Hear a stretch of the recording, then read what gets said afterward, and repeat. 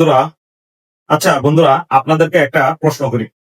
FIFA সভাপতি কোন দেশের, এটা কি আপনারা জানেন? যদি জেনে থাকেন তাহলে আমাকে অবশ্যই কমেন্টের মাধ্যমে জানিয়ে যাবেন, আর যদি না জেনে থাকেন তাহলে আমি জানিয়ে দিচ্ছি। আর বিশেষ করে বাঙ্গুরা যারা বিতর্কিত বেশি পছন্দ করো বা বিতর্কে পড়ে থাকতে পছন্দ করো, তাদেরকেও জানিয়ে দিচ্ছি।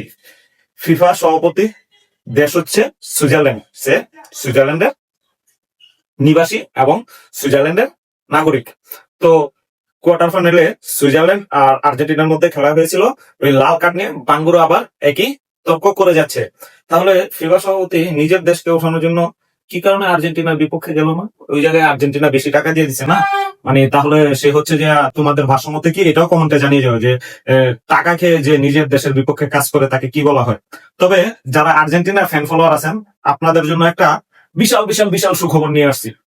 কারণ দেখেন, আর্জেন্টিনা আমাদেরকে নিয়ে যেরকম ছেলে খেলা করতেছে, মানে আমাদেরকে আর্জেন্টিনা একবারে খেলা শেষ পর্যন্ত নিয়ে যায় যে আসলে কি হবে, কোন মোমেন্টামে কি করবে, এটা আমরা বিশেষ করে 2026 ওয়ার্ল্ড কাপে এটা তারা বেশি করতেছে।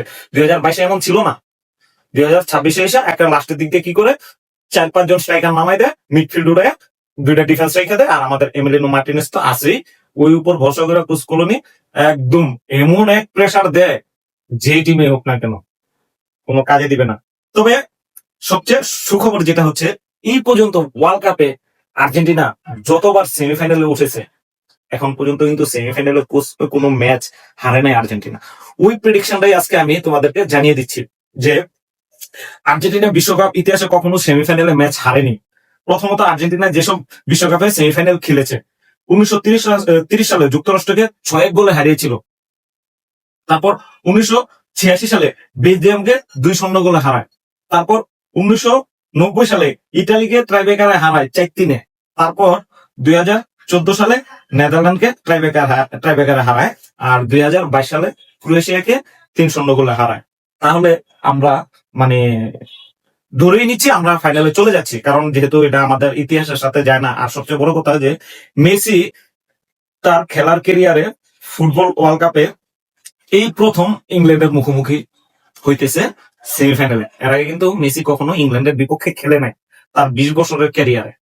এটাও কিন্তু একটা রেকর্ড।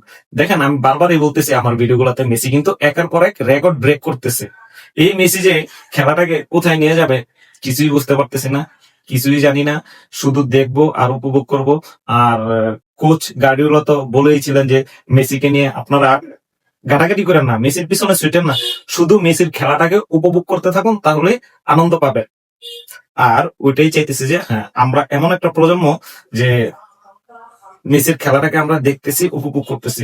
হয়তোবা ভবিষ্যতে হয়তোবা 100 বছর পরে যারা আসবে তারা চিন্তা করবে ওই প্রজন্মের মানুষগুলা কেমন ছিল, তারা মেসির খেলা দেখেছে, মানে তারা কল্পনা করবে আমাদেরকে নিয়ে, মেসিকে নিয়ে, যে তারা আমরা যদি ওই প্রজন্মে থাকতে পারতাম, ওই প্রজন্মে যদি মেসির খেলা দেখতে পারতাম, এমন চিন্তা ভাবনা তারা একটা সময় করবে। এটা না খুবই মানে গর্বিত আমরা যে এমন একটা প্রজন্মে জন্ম নিয়েছি, মেসির খেলা আমরা দেখতে পারছি।